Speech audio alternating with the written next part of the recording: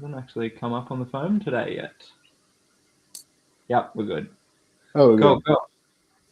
Alrighty. So, guys, today we're going to go into, a bit of stuff that I want to talk about. And then we're going to go into some sleep stuff.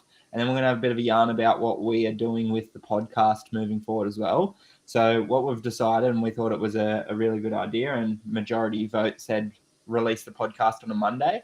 So starting next Monday, we're going to release that every single Monday so that you guys can listen to the podcast throughout the week and then gather your questions and then give us your questions prior to our Friday live, and then we can answer them for you. So we thought that'd be a really good flow. So that's how we're going to start rolling things out as of next week.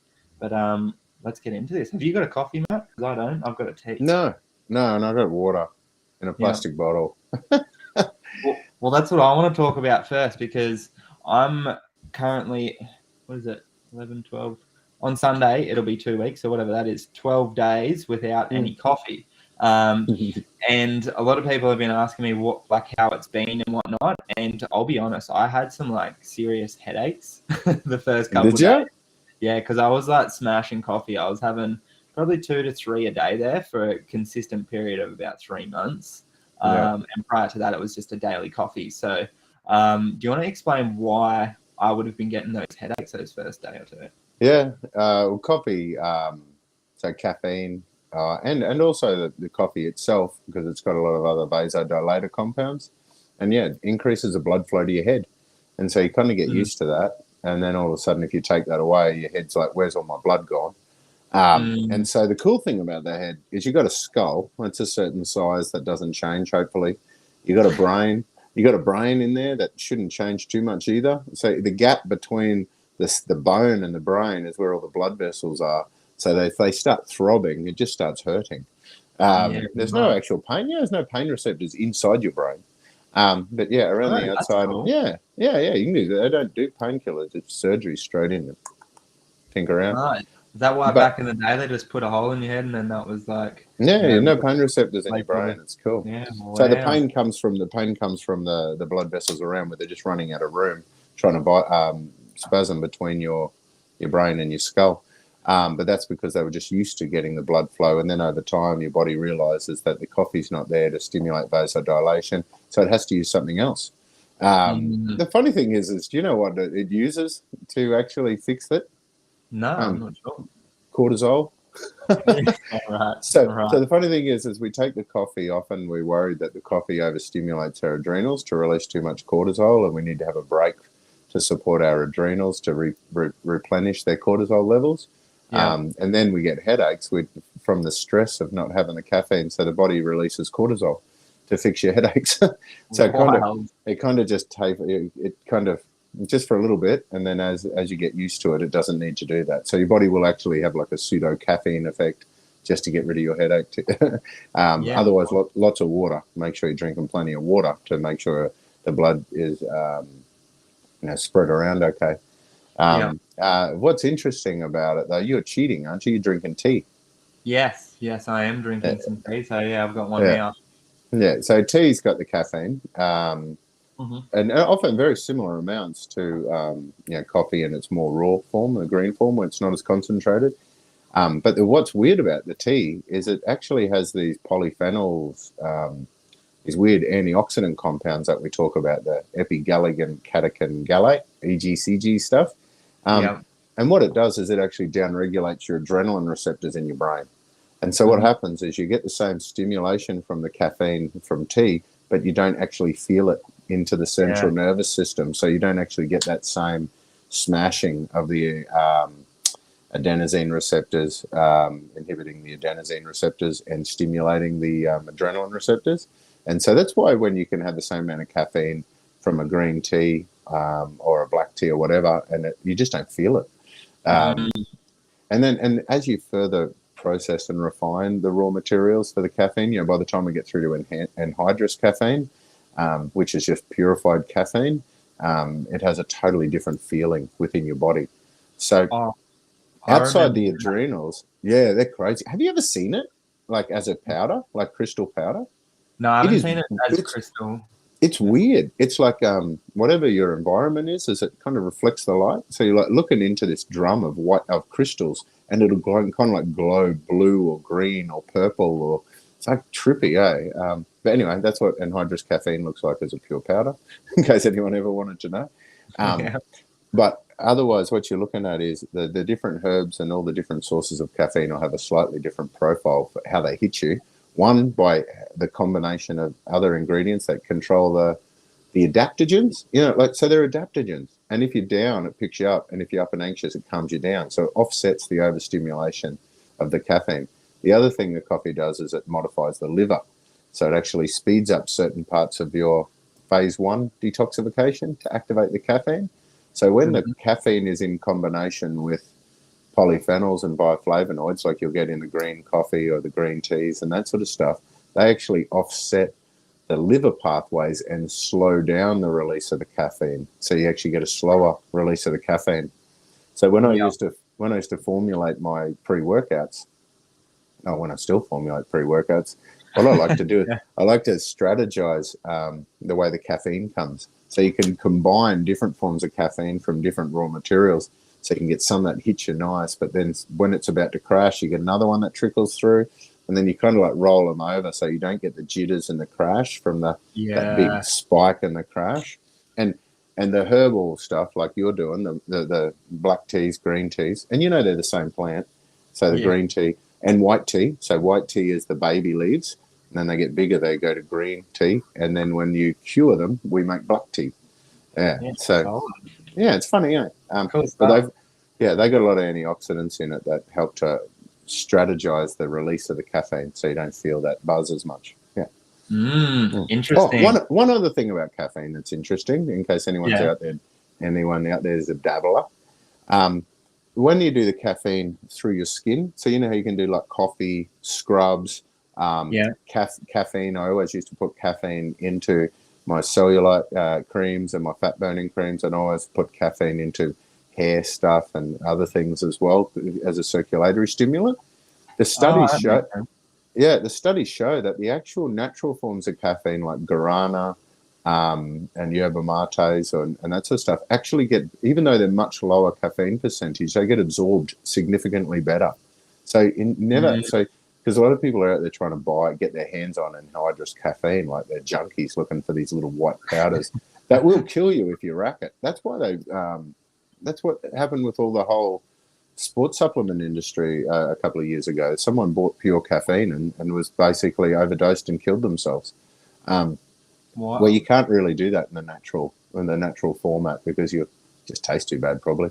But well, that's what nature does, hey? Like it does things so you don't overdose and things like that. Yeah. Well, so guarana actually was one of the better ones, the best form of caffeine to use through the skin. It had these other compounds that actually opens up the hair follicle to allow the caffeine to run down the hair follicle and then sits in the base of the hair follicle before it absorbs into the body from there.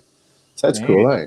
So if you want to get some guarana and you do it like a scrub, like a cellulite and whatever. Yeah. Yeah, awesome. That's killer. Yeah. Oh, well, I'm sure that people are going to be going and buying all of that and scrubbing themselves full of caffeine now. Yeah, butter up. And you can do that with all the caffeine you got left over from you not drinking it.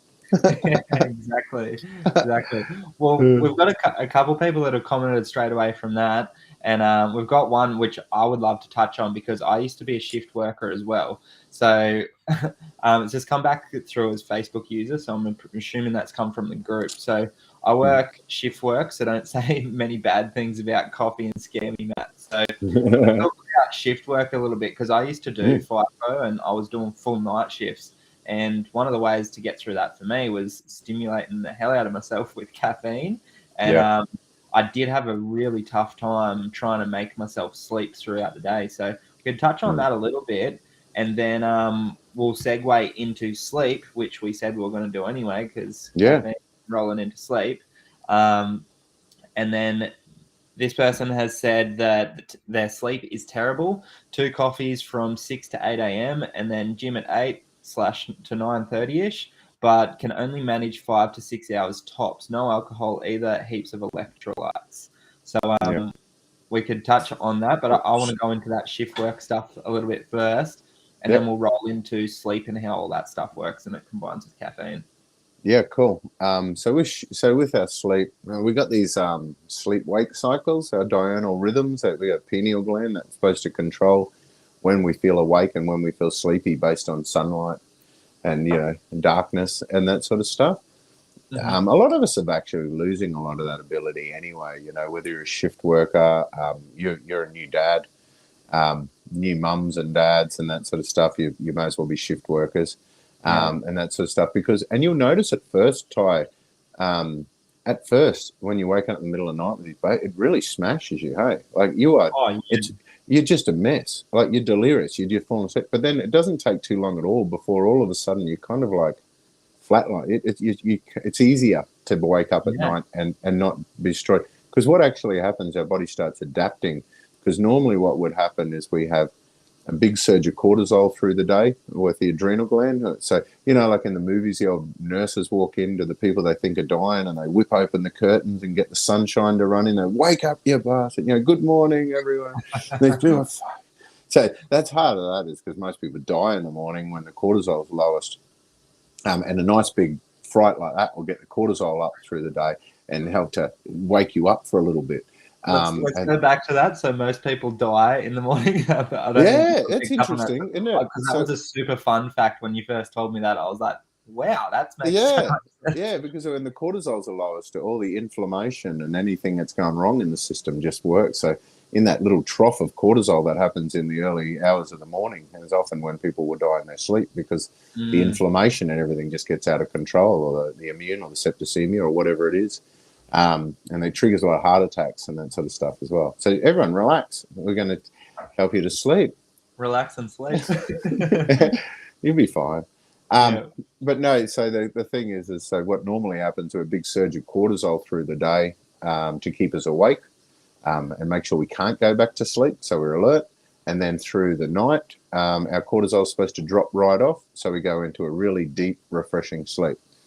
The problem is with shift workers, people burning candle at both ends. A lot of students and that do this as well. What actually happens is you lose the ability to control that big surge during the day and that trough at night, and you can't afford to do it anyway because you won't stay awake through your shift work. And so you start flatlining. You just get like this annoying trickle. So you never get enough of this cortisol to wake you up and feel awake all day, but you also have this annoying trickle left over at night and stops you from going into that really deep, refreshing sleep. So the problem is it's really tricky, because the only way you can surge that cortisol through the day often is with stimulants. This is where exercise, sunshine, everything comes really important. So if you can basically try to, and the other problem I find with shift workers is it's not usually that I'm just not like a night shift person. You can't really adapt to it. You'll often do like 3 days night, 3 days day, 3 days off, or you're chopping and changing all over the place. So the poor body really struggles. I don't actually have any great natural solutions to fix it. I've got a cool little techie one. So those of you who like this, there's two things that I use. One for shift work, right, was a pair of headphones. They're called human chargers. So what they did, so they've actually got little lights on the ends of the chargers, right? So you're waking up and the sun's going down. You want to be exposed to that light, spike that cortisol and all that sort of stuff. So you've actually got really sensitive receptors within the inside of your ears that will pick up that light. So it's the specific blue light to trigger that cortisol response. So I thought it was a really, really cool device. So that one really helped me out with setting my circadian rhythm to be backwards. I did notice a difference from it. The second thing that I really like to use, because whenever I finished shift work, like I was still doing my naturopath degree then, so I had to pay my naturopath degree somehow, so I was out on the rig. So after I'd finished work, I would begin to do my study. So 12-hour shift, then do some study for an hour, like I had a really tight gap. So there's an app that you can actually install on your laptop called Lux. So it's free, and what it will do, it will actually go in the circadian rhythm of your actual time zone. So it'll change your screen color, so it'll take the blue light out of it. So my laptop's actually yellow at night. So there's two little tech things that will really help out. with that. Yeah, and darkness. And so again, while Yeah. we're doing the actual tools of the trade, make sure everything's dark. You got to black it all out. And they even found, like, I did one study where they found the light from an alarm clock on the sole of the foot was enough to screw around with a pineal gland. But I don't know if we have to get that flash. But the challenge is it's not natural. The natural thing to do is sleep at night. But I mean, we still have the people that go hunch and gather and that sort of stuff through the night, that we have to adapt to. But basically, my tricks were melatonin and darkness, to try to force the body to get some sort of regeneration and repair whenever it's sleep time, whatever that might be. And then using other nutrient support, mainly a lot of things like exercise, those tools that you get. I love the idea of that, because you don't really want to try to just overstimulate, or you don't really want to try to totally screw around with the adrenal gland, because it's kind of not natural what's happening. You just want to kind of manage it as much as possible and just realize that you're doing it for a period of time for a reason. But it's not ideal, I don't really have a great deal of solutions for it, because it's just a lot of the work that we used to do with it, because we used to do a lot of work with miners, the adult miners, not the ones that come in with their parents, the coal miners and that. They a lot of it was just managing, because what happens when you're not sleeping properly, your gonadal system doesn't work, they got no testosterone, the adrenals are all over the shop, then they can't control the immune system and the inflammation, so you end up spending a lot of your time working through that. Well, that's interesting, because you touched on melatonin there for a second, and one of the questions is, I'd love to hear your thoughts on taking melatonin to assist with sleep. So so what would you suggest? Everyone's like different on dosages and all that sort of stuff. And all that sort of stuff. I love the chewable ones. I get chewable. Typically, the way I always do it, it's 3 milligrams of chewable. I get 3 milligram chewable tablets. Most people don't need any more than 10 milligrams. So when I get the 3 milligram ones, if someone's really bad, they can take 3 of them. But usually, you should be able to get away with 3 milligrams. And then my children are like 7 and 8 and that sort of stuff. And sometimes they don't want to sleep. So I get the 3 milligram one and I'll break it into a quarter and give like a quarter of one of those to the kids. They're big units too, so they can take a decent dose. But it works really well. I like melatonin. So serotonin's the one that gets you to sleep, but melatonin will keep you asleep. So it's typically for people that are tired enough to kind of calm down and slow down enough to maybe fall asleep, and then the melatonin can kick in and put them into that deeper sleep. Helps to get some of those deeper REM sort of sleep in, get a couple of cycles of that through, so they wake up, even though they're not getting the proper sleep, they're actually not feeling as bad. Absolutely. I like it. And serotonin, you can get 5-HTP. So if your problem is that you just can't switch off and get to sleep, a lot of anxiety, depression. With carbs, shagging, you get more serotonin from good feed and shag. So you can do that. I mean, you can do it alone if you have to, but otherwise you can do the 5-HTP, and that typically about 150 milligrams of that's enough to get a big surge of serotonin within an hour. I loved that. And make sure you're not on antidepressants and that when we deal with 5-HTP, because if you're releasing serotonin and you've got drugs that preserve serotonin, you get too much serotonin, which creates serotonin syndrome. It'll kill you. Yeah, absolutely. And then also thoughts on herbals for sleep too. So I actually used to use a product. It was from ages ago, from Poliquin when that was around then, but I think it had rhodiola, melatonin, valerian root in it, and like it was just a good combination. And like I was a finely tuned athlete back then, so I really noticed my body and like how I slept then. So that was a pretty handy one. But what would you suggest? Valerian's the most famous, but it's the worst, in my opinion, to use. I never had good success with that. And so valerian works GABAergic, but the problem is it's like a full sedative. If the body is going through inflammation, stress, immune challenge, toxic exposure, other bits and pieces, the stress can override the sedation. And so the funny thing is the stuff that I have the most successful sleep, they're usually things that have a mild calming or relaxing effect, but a more powerful anti-inflammatory or antioxidant or liver support. And so, for example, combining things like schisandra, ashwagandhas, turmeric, and all those sort of things. You find you get a really good sleep blend by actually taking the burden off the stress nervous system. Because, we talked about the adrenals regulating the sleep-wake cycles. So as soon as the adrenals perceive some sort of stress from pain, inflammation, immune challenge, toxic exposure, dodgy liver function, shitty detox because you're all out of whack, pain, lactic acid accumulating from your gym sessions. As soon as these stresses come in, they trigger your adrenals to say, hey, look, there's something not quite right. And if you're not actually stressing and fighting it right now, perhaps you should be hiding. So maybe don't go into that deep sleep, and it keeps waking you up. And then the cool thing is if you have a look at the traditional Chinese medicine, they put everything on a clock as well. I love that.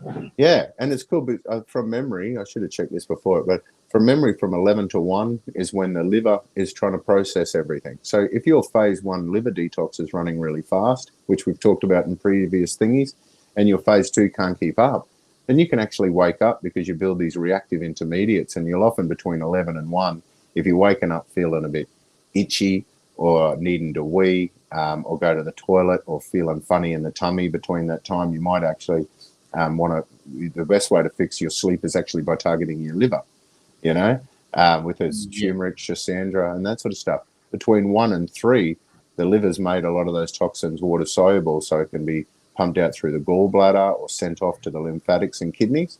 So between 1 and 3, if you've got any gallbladder problems, or if you're struggling with gut problems, if you've got issues with your lymphatics, then between 1 and 3 is when all the body's trying to process that phase.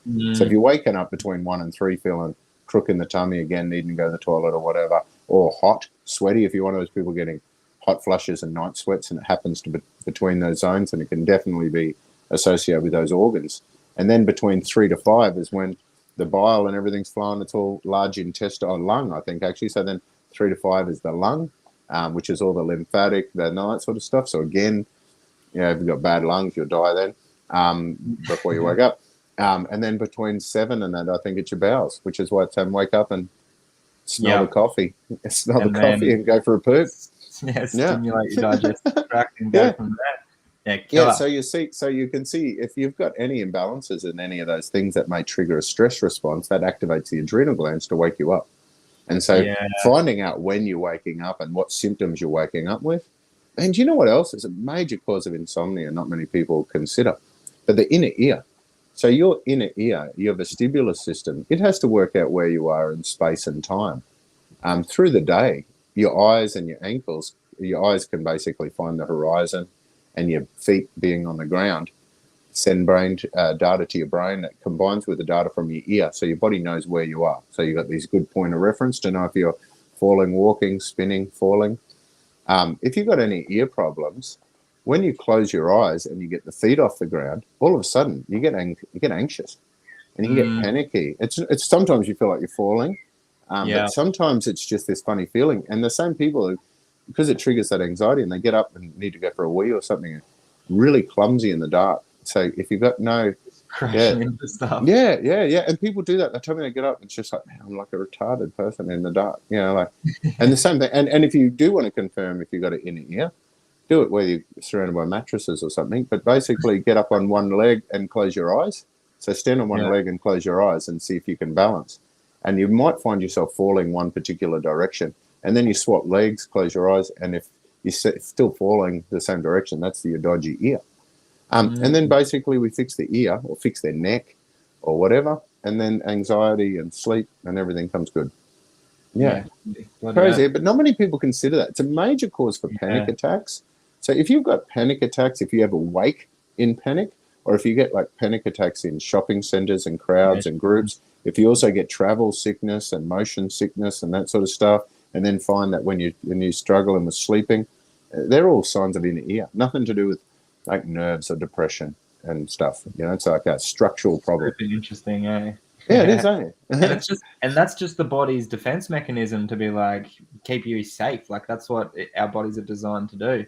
But another thing that I found as well, especially in my bodybuilding days, like, because, I was a person that would try anything, like a bit of a bro back then. It was really fun. But one of the things is like when I had my big cheat meals and things like that, I would have like an epic sleep for a bit, but then I'd wake up, and I realized that was from blood sugar regulation. So if you're a person that's waking up in the middle of the night and you've had dessert prior to bed, that's what's actually happening there is your blood sugar's dropping, and then it's just like freaking out. So it'll wake you up, and more often than not, you'll be hungry as hell when you wake up as well. That's what, yeah. In the mornings, hey, after a big, when you have a big pizza nights or something like a big carb night, you wake up in the morning starving. Yeah. If you go out and have pasta or something, I wake up starving the next morning every time. Yeah, because it goes, you're right, it goes up and then it goes down further than it's supposed to. Yeah. Yeah. Well, that's me every Saturday morning. Today's pizza night, so it's been a tradition that we've been running for over 12 months. Nice. Pizza every Friday night, so I'm frothing. So we've got another question that rolled in. Will taking melatonin stop or impair your natural production? Yeah. There will be a negative feedback. So when you have the melatonin, there'll be less made of your own. But that's a thing. Yeah. And then when you take out the melatonin, it should kick that back up. So melatonin is made from serotonin in the presence of dopamine and darkness. So basically, if you're not converting, if you don't need the melatonin, then it stays there as serotonin for a little bit longer. Yeah. And then that serotonin will convert through when the melatonin drops off. But if you haven't, otherwise you can create a, if you get too much serotonin, like if you have really stupid dreams. So like if you're actually taking too much melatonin to backlog the serotonin and you get like drunk dreams, like you're still at the party. Yeah. Drunk dreams still at the party. Or is that just me? They're in spirit, but not physical appearance. Well, what else can we do to repair ear problems? So that was Kay's asked that one there. Oh, a lot of it's rehab. So a lot of the time it's actually rehabilitation. A lot of the physios and that sort of stuff will do it, and they do weird shit too. Like it's all about screwing around with your senses, so you kind of be desensitized to these weird one. Like they'll make you. They get these like colorful ribbons, and ribbons are cool. You get these ribbons, juggling ribbons, amazing thing for rehab because they fall really slow. And you get the color and all that sort of stuff. But basically, you juggle. That's how I juggle ribbons. Just demonstrating.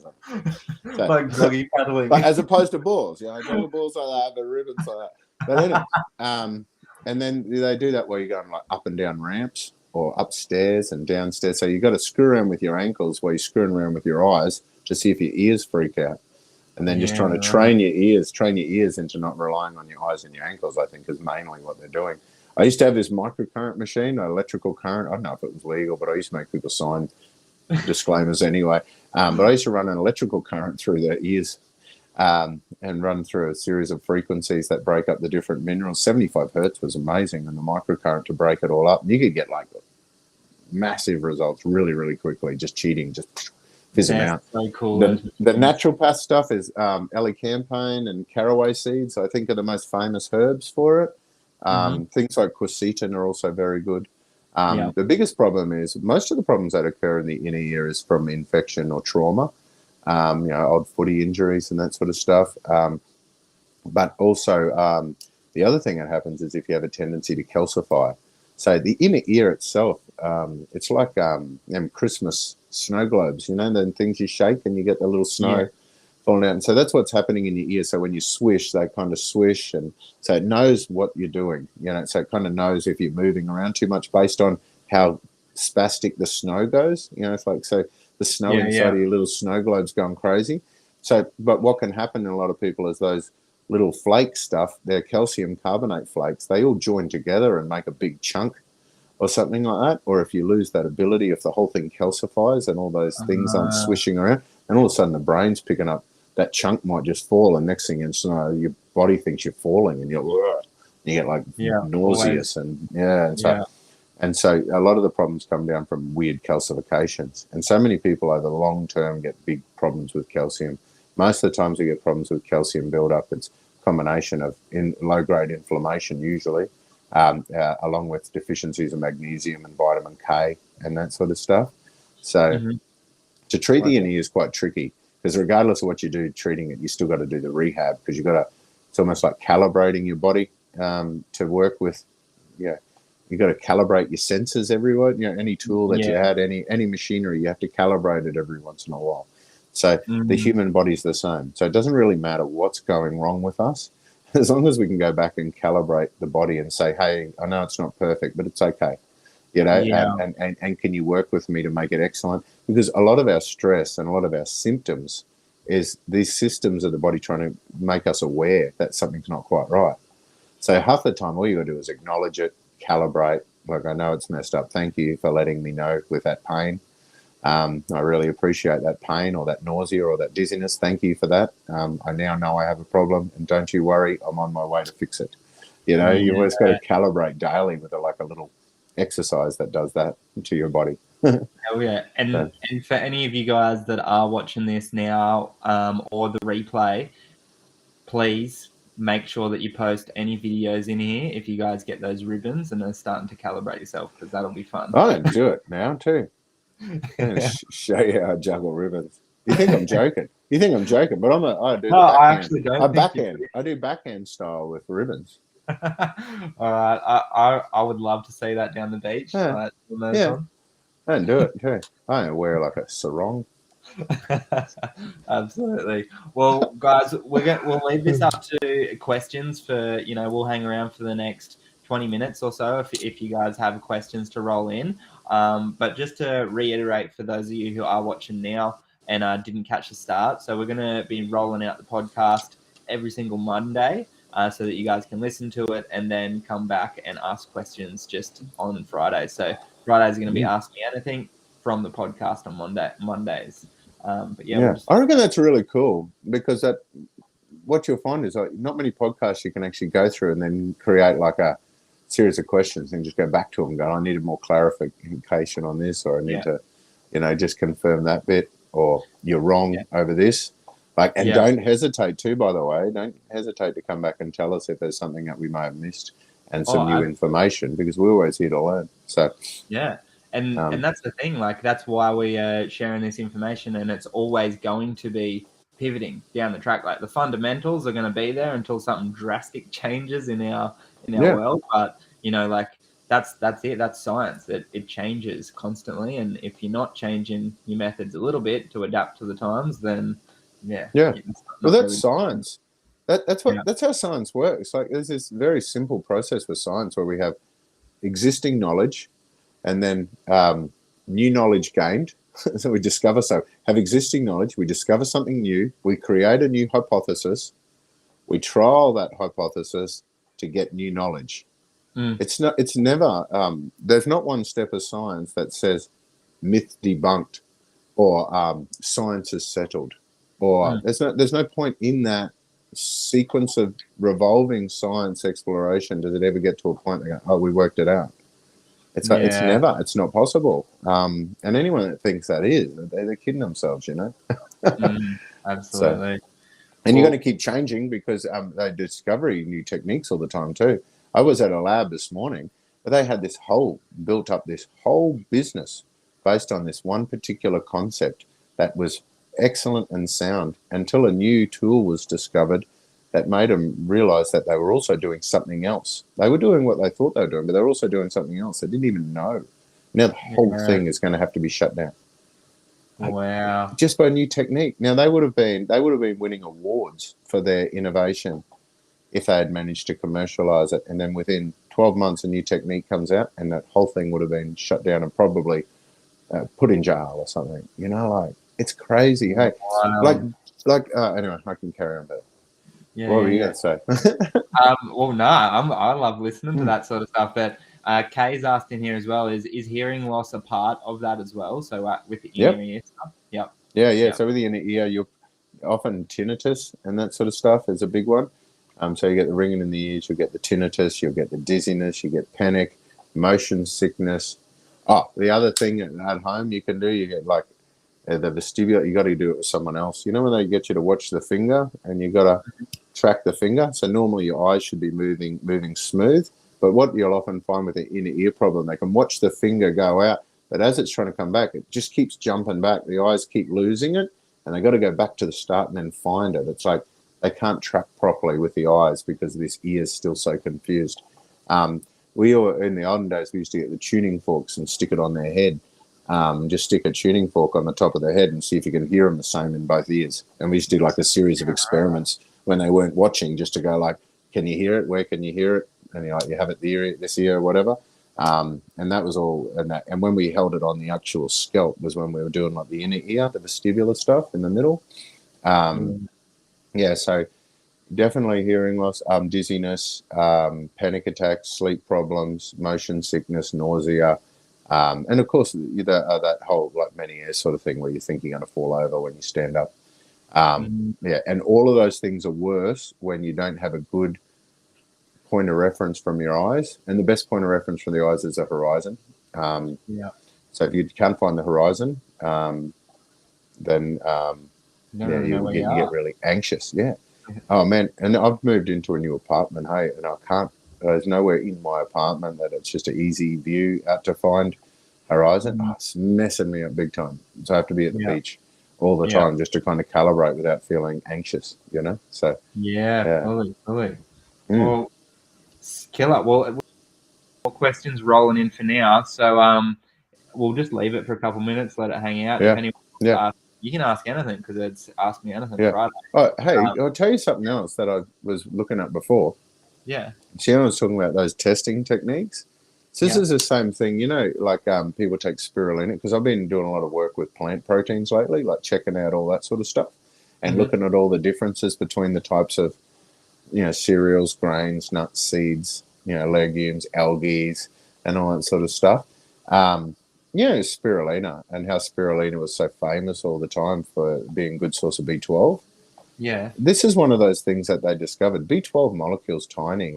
They never had the proper technology to actually understand what B12 they were talking about. And they just thought that it was all the same thing. They thought it was all linked to vitamin B12. Turns out there's lots of different forms of B12. It's only a couple of them that are good. A lot of them actually have the same chemical structure, but they don't work, so they compete. So what spirulina, anyone out there taking spirulina as a source of B12, you should stop. Because it doesn't actually have any in it.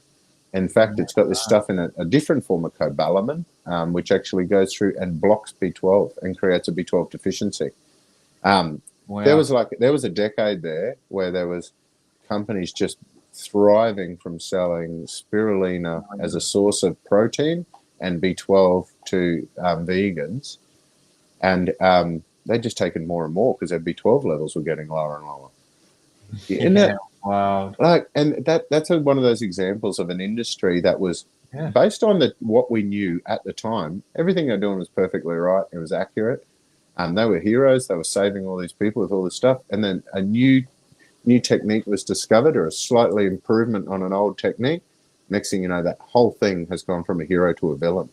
And this is the sort of stuff. Now, if you believe that science is settled and you're holding on to a belief, or you've got yourself, because I can bring up the references to show you that spirulina is a good source of B12, and I could pump that out, and I could even get it approved through the government to say that, so I could say it because it's published. But if I didn't keep reading, you know, so man, that sort of stuff blows my mind. Hey, and then the sugar lobby stuff, that's the stuff that blows my mind even more. That we have published paper stating how the scientists that worked for Harvard University on behalf of the sugar lobby were paid money to give in fraudulent science to develop the food pyramid that we've been running from for 50 to 70 years, that has caused a spike in heart disease and diabetes. They have proven the reason why that happens is because of the excessive consumption of sugar, and they have linked it all the way back to these people that were paid fraudulently to tell people to eat more sugar and avoid fat. The whole thing has been proven to be a scam. They've even published the amounts of money paid to the dodgy people that were behind the scam. That did not make the news or anything because they decided that 50 years on, there's already too much industrial and economic impact to come back and correct it. So they're crunching the numbers to try to work out how much money does heart disease, diabetes, and that cost us compared to how much money do we make from these industries that are causing it, and should we change the food pyramid, or will we upset too many people that have built farms to make the stuff for the Yeah. food pyramid. And even when we have the science proven and the science has shown that we need to make the change, those people are holding on and won't let it out, and won't let the change happen. There is so much of that happening in the industry because people are holding on too dearly to what they have said because they said it with too much ego. And you approach things from a perspective of soul and trying to help, and you get rid of the ego, then you should be constantly capable of adapting and improving and admitting when you had your best crack, but it wasn't the best result. I used to struggle with that massively, especially like being when I came to the Gold Coast as a PT. Like then, like I wanted to post heaps of stuff, but like I was way too worried about it because I thought that the information wasn't going to be right, or someone would call me out on it. So I ended up just not posting anything whatsoever. But at the end of the day, like if you can get over that, like which I've gotten over now, like I'll post something and just be like, someone calls me out on it in a couple months' time. Yeah, man, it's a different time. I see your point. Like that's it. Yeah. I used to be so worried about being called out, but yeah. You got to drop that ego. That's the point. And there's too many people in the industry, science people that are running ego. And the problem is it's no place for that in science because the whole purpose of it is to prove yourself wrong all the time, and that's how you win. Yeah, and where it all comes back to for me is like data's cool and like statistics and all that sort of stuff, but so are people. You need to have like a combination between that, scientific side and then actually having a conversation with that person or with yourself to make up the right decisions. Was it you I was talking to about my mate Eric Rolson? So Eric Rolson was one of my most favourite presenters in science. He was one of the founders of the ISSN, the International Society of Sports Nutrition, and he was one of the guys behind the GRAS certification of creatine, monohydrate, getting creatine, and like he's awesome. But what I love about this guy, amazing lecturer, amazing scientist. But what I love, when he presents a seminar, he presents it like he's schizophrenic. He tells us he's made up of 3 different people. So he was a pro bodybuilder. So he was a bro. He says, he was a bodybuilder. And then he went from being a bodybuilder to being a coach, a bodybuilding coach. And then he went from there to becoming a scientist, like a full-on published scientist. So what he talks about is the different perspectives. So as a bro that was in the gym doing stuff, he realized that there was stuff that he could take that would make significant changes to him. There were things he wanted to try. He'd do his research. He'd just do his bro science or whatever. He'd have a crack. There were things that would work for him and things that wouldn't work for him, but he was just happy to have a crack. And as a bro, let me look at the data. Yeah, why not? I don't give a shit. I'll have a crack. Let's have a go. If it works, it works. If it doesn't, it doesn't. Whatever. I'm prepared to have a go. And as a bro, he found things that worked for him. Okay. Then when he was a coach, he got a different perspective because he realized that some of the things that worked for him didn't work for his clients. And then there was also things that didn't work for him that did work for his clients. So he realized that moving from a bro to a coach, he realized that everyone's different, everyone's unique. Again, so when he did his science and he's looking and going, yeah, it might be worth it, but I might not be as gung-ho about my opinions because I've now got a bit more perspective to realize that what one man's medicine's another man's poison. What works for me doesn't work for everyone, and blah, blah, blah. Yeah. Then when he became a scientist, he was one of those scientists where all of a sudden he's finding all these reasons, doing these meta-analysis and these big reviews, finding out reasons why he wouldn't take these supplements. He's analysing things, going, well, it only works in 60% of the time, so why would I recommend it across the board? And then he goes back and so as a scientist, he's going, well, hang on, the bro was going, hang on, I might be one of the 60%. I'd like to try that. Can I try that? The bro was a try. The coach goes, hang on, so 60% of my clients that might work on? I can work out which ones it'll work on. I can give it that.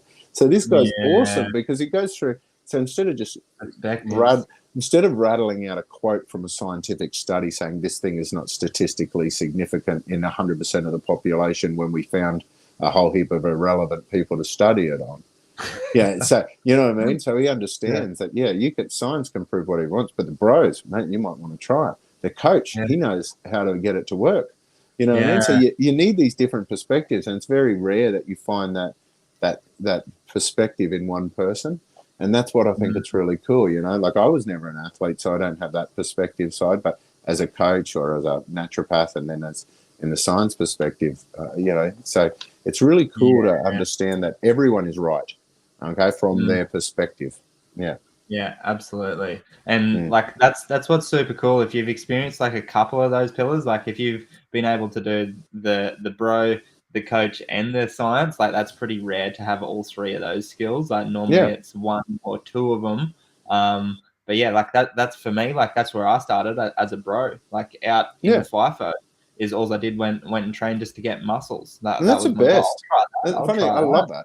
I love it. Yeah. I love it. I encourage everyone to just take control of your own health, and like it's you. I mean, it's your body. Do what the bloody hell you like with it. Like, and it's. I really think that that's a basic right. I mean, how dare anyone tell us what we can and can't do? It really bugs me with that. That if you have your body, you have your life, you can do whatever the hell you like with it. It really drives me crazy to think that we have all these regulations and stuff when it comes to education and food and other tools that could be available for something to use for yourself. You know? That reminds me as well. Do you want to mention? We'll mention it. So, guys, we are in the process of building out a website and all that sort of stuff. So, like, there will be some information that we are going to share that we actually can't do it on these live and stuff like that. So, what that'll look like, it will be like an app or a website members area or something like that. So that'll be coming out in the near future as well. So get excited for that one. Yeah, that's cool. Let's get into another and question. Plant protein trials. I got them ready to go soon too. So I got to recruit 20 people that regularly buy and use plant protein. So you can tell me what you think about a couple. Yeah, sick. Perfect. All right. Well, there's our first trials and everything to start coming out. So with the B12 deficiency, what should I do then is one of the questions. Well, it depends on who you are and what you're doing and all your exercise and stuff, but I'm sure that we can rattle off a few suggestions, hey? Yeah. It's easy if you're a meat eater because you probably won't be deficient. Yeah, you just basically it's in all the meats, and otherwise organ meats and that sort of stuff are the best forms. You can get into a bit of liver and all that sort of stuff. The weird thing is if you actually deplete a vitamin B12 and you can't get any, your body actually eats your own muscle tissue to get it. It starts off with your gut lining. The little villi fingers are loaded up full of B12, so your body destroys those to liberate the B12 so you can use it to make some blood, to keep you alive. With the plants, there's no real plants with it in it, but your body makes it. So it's all about a healthy microbiome. So you got to go really good, healthy microbiome. I can't remember. There probably is some plants within it, but it's a weird-ass thing because B12, you make it through your microbiome, and that's how it's made from eating lots of green, leafy plant material, and that's how we make it. And to be honest, I mean, the reason why it's in meat and the reason why it's in liver and everything like that is because the cows eat the grass, and that's how they ferment it into their microbiome, and then they put it into their body. So we can just get it that way. But if we had a good, healthy microbiome and we ate plenty of plant matter, we could also get the B12. Yeah. What else is there? Can you think of anything else? There's some of the algae and shit like that. Fortified yeasts and that as well are full of it. Supplements. That's pretty much bang on. I wouldn't really suggest anything extra than that or out of the ordinary. Hey, can I tell you one thing, mate, about B12 when you go supplements? A lot of people believe that the methylcobalamin is the superior form because they think anything methylated is better probably. But whether you look at B12, it goes from down two different pathways. And one of those pathways is the methylcobalamin. But if it's already gone down the pathway, it can't come back. And so don't just do exclusively methylcobalamin. Look for one that's got the methylcobalamin plus the other one. So typically I like hydroxycobalamin because it starts and it can go down either pathway. But a lot of people, it's just a big habit at the moment. A lot of the companies are just using the exclusive methyl B12, and that's only part of the puzzle. You miss out on other functions. Yeah. And we've got another question that's rolled in as well. So thinking back to the physical effects shown on the TCM body clock, so traditional Chinese medicine. What would be a good liver detox / support protocol? Oh yeah, it's a good one. Oh, there's this old man. One of my favorite things. There's this old recipe that came out of the Emperor's Garden textbook, like one of the first ever ones. It's a bupleurum and peony combination. There's just not two herbs. There's a dozen herbs, but it's called bupleurum and peony combination. I can't remember the Chinese name, but you won't either, so don't worry about it. That's brilliant, man. It works so good, muscle relaxant. It's like a little happy pill because when you get liver stagnation, it creates a lot of frustration and irritability. You get hot and bothered or bilious, and so the bupleurum peony is brilliant for that. Otherwise, I love schisandra. It's one of my favorite things. Turmeric. So schisandra and turmeric and watercress, eating lots of watercress and drinking watercress juices and things like that. They're all great. Spot on. That's probably most of it. They're my favorite ones anyway. So you do turmeric and schisandra, and then you combine it. So this is what I did when I make those other adrenal formulas that end up being sold more for sleep. Basically, filling it up with turmeric and schisandra to basically take the burden off the system, and then you can spike it with something else depending on what you really need. So some of the they're probably some of the better ones. I was just about to go on another tangent then. But Well, that's all it needs to be, is reducing inflammation and then helping out with that adaptogen there. And B vitamins and supporting phase 2. So those ones I told you, they're mainly slowing down phase 1, allowing phase 2 to work efficiently. However, what you need to do to support phase 2 is to make sure you've got adequate protein in your diet for the amino acids. Yeah, and a lot of B vitamins. Most of it, amino acids and B vitamins will cover most of your phase 2 pathways. Yeah, bloody oath. Well, I reckon that looks like about it for today with questions, and you guys can definitely chuck in a last minute one here. But we've got a couple people that are saying put me down for the plant protein testing and things like that. So for you guys that are keen, we'll drop that into the Facebook group as well. And then I'll build out a little bit of a form, like an intake form. So what is it going to be, like 20 people that we'll put through that one, hey? Yeah, 20 people, because I've got about 20 samples. What I got is about 3 or 4 different versions that I need people to try for me. And I just want to know. So I want people that actually currently buy them, so they've got a good point of reference to tell me if they're better than the ones on the market or what I can do to improve them. I have got some cool stuff coming, so I'm hoping you guys try it and give me some good feedback. So it's not just a straight out free sample. You got to work for it. So I'm going to send you. I need some information from you. That's why I'm doing it. I really want you to tell me how it feels in your stomach, like how your guts feel, because a lot of people react badly to the plant proteins, the way they sit in the tummy. I've actually picked some of the best competitor ones, and I've thrown in one of mine as well that I want to throw in as an experiment. So I've picked it. So I've actually eliminated a lot of the products on the market that are just crap. Yeah, like I wouldn't make you drink them just for the sake of getting a bad review. I mean, I could do it just for the sake of saying this one sucks, and but I wouldn't do it to you. You don't need it. All right, cool. Well, we'll wrap that up there, and thanks everyone for jumping on live, asking heaps of great questions, and we'll be releasing the PCOS podcast on Monday, and then you guys can ask us as many questions as you like throughout the week, and we'll be on here again for Ask Me Anything next Friday. Sounds good. See you guys. Yahoo!